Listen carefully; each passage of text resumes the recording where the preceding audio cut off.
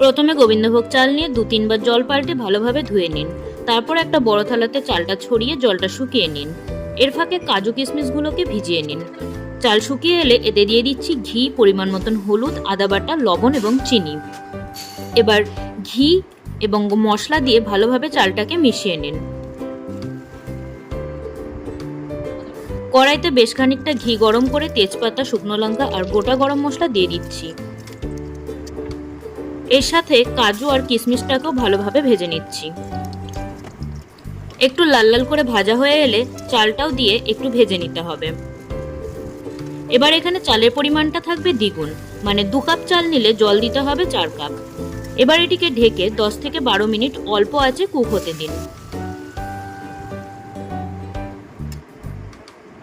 ঢাকা খুলতেই দেখুন সুন্দর বাসন্তী পোলাও রান্না হয়ে গেছে। এবার পরিবেশন করুন আপনার পছন্দের সাইড ডিশ দিয়ে।